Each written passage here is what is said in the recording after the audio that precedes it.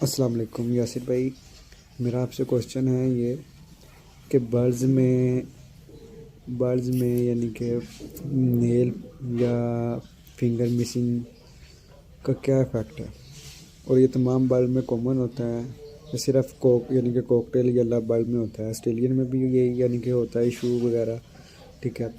दूसरा, अस्सलाम वालेकुम।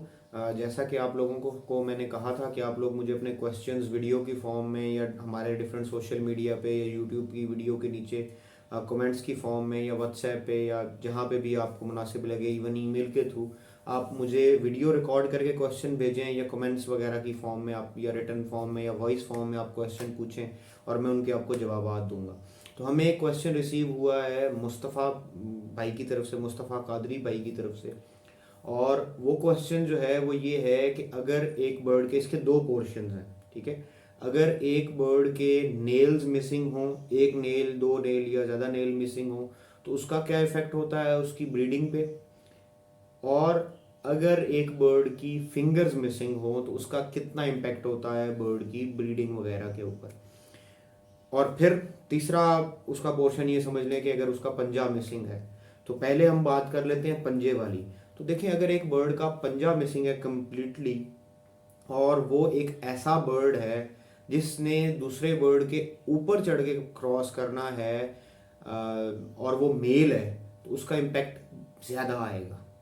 ठीक है, कि आप ये देखें कि अगर वो बजरीगर है, वो कोकाटेल है, या वो कोई ऐसा बर्ड है जो स्टिक के ऊपर क्रॉस करता है और उसका, अगर वो मेल है, उसकी फीमेल स्टिक पे बैठती है और वो मेल है, वो उसके ऊपर चढ़ के क्रॉस करता है, तो फिर तो बहुत ही कम चांसेस हो जाएंगे, बहुत ही rare, once in a blue moon वाली बात हो जाएगी। लेकिन अगर वो फीमेल है तो फिर भी कुछ ना कुछ चांसेस बन जाएंगे, बट वो पाँव से ग्रिप नहीं कर सकेगी, तो उसकी वजह से कभी कभार जो है, मतलब once in a blue moon से थोड़ा सा ज़्यादा, ठीक है, वो फर्टिलिटी हो सकती है। अब हम बात करते हैं कि अगर एक बर्ड के कुछ नेल्स वगैरह मिसिंग हैं, तो मतलब अगर एक नेल मिसिंग है तो देखिए, मोस्टली औकात एक नेल से उतना फ़र्क नहीं पड़ता, को 19-20 का फर्टिलिटी के अंदर डिफरेंस पड़ता है, स्पेशली अगर वो फीमेल है। तो अगर वो मेल है तो 19-20 से थोड़ा सा ज़्यादा कर लें आप, 15-20 का फ़र्क पड़ता है, लेकिन बहुत ज़्यादा डिफरेंस नहीं पड़ता, कई दफ़ा वो गुजारा हो जाता है। और लव बर्ड्स के अंदर मैं फिर कहता चलूँ,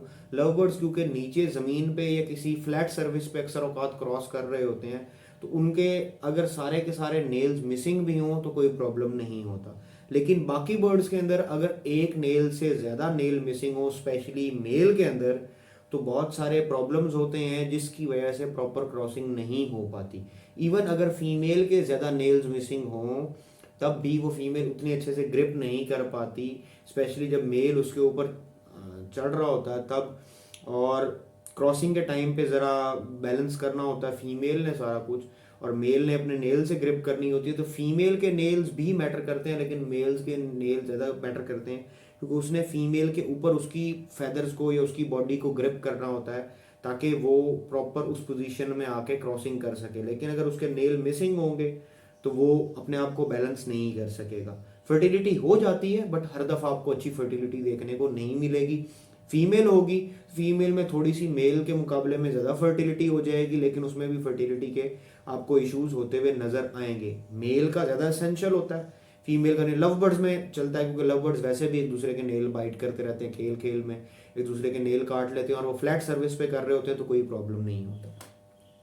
अब अगर हम बात करते हैं कि अगर एक बर्ड की कोई एक आधी कंप्लीट फिंगर मिसिंग है या उसकी आधी फिंगर वो मिसिंग है, तो देखिए, अगर वो फिंगर मिसिंग है, डिपेंड करता है कि वो कौन सी फिगर है और कौन सा बर्ड है। फिर मैं बात करूंगा कि देखिए, मेल होंगे तो ज़्यादा इम्पैक्ट आएगा, ठीक है, ज़्यादा चांसेस होंगे अनफर्टिलिटी के। अगर फीमेल है तो मेल के मुकाबले में ज़रा कम चांसेस होंगे अनफर्टिलिटी के इम्पैक्ट होने के। और फिर अगर वो लव बर्ड्स हैं तो फिर भी वो मैनेजेबल हो जाता है। बाकी बर्ड्स क्योंकि स्टिक पे क्रॉस कर रहे होते हैं तो वो उतने आसानी से मैनेज नहीं हो पा रहा होता, और उसकी वजह से काफ़ी प्रॉब्लम्स होते हैं। अब कई दफ़ा ये होता है कि एक बर्ड था, उसका पाँव ज़ख्मी हो गया, फिंगर भी है, पूरी नहीं है, थोड़ी सी बिल्कुल कटी हुई है, या उसकी किसी वजह से कहीं से भी कोई ब्लीडिंग हुई है। ब्लीडिंग की वजह से जब आप एक्सेस ब्लीडिंग होती है तो बॉडी के अंदर जो रिक्वायर्ड ब्लड होता है वो कम हो जाता है तो बॉडी ब्लड ज़्यादा प्रोड्यूस करना शुरू कर जाती है, उसको खून, अब देखें ना अगर इंसान को खून की कमी हो तो वो कैसा हो जाता है, उसके अंदर भी 100 प्रॉब्लम्स आ जाते हैं। इसी तरीके से अगर बर्ड के अंदर भी खून की कमी किसी वजह से हो जाएगी तो उसके अंदर भी फर्टिलिटी के इशू आ सकते हैं, वो किसी भी इंजरी के तौर पे हो सकती है।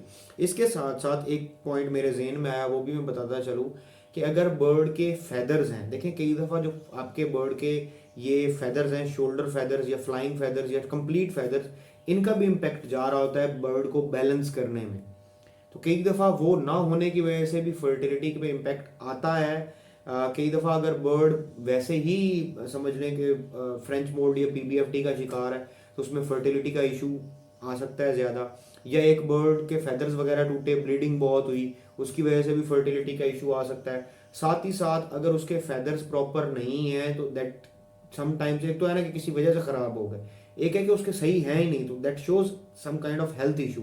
और अगर हेल्थ इशू हो तो उसका इम्पैक्ट फर्टिलिटी पे भी हो सकता है, अगर फर्टिलिटी पे ना भी हो तो उसकी फ्यूचर प्रोडक्शन पे ज़रूर हो सकता है। तो ये थी आज की वीडियो जिसमें मुस्तफ़ा भाई का क्वेश्चन हमने आंसर किया। इंशाल्लाह इसी तरीके की मज़ीद वीडियोज़ के साथ आपसे मिलते रहेंगे, तब तक के लिए अल्लाह हाफिज़। Thank you very much for watching this video.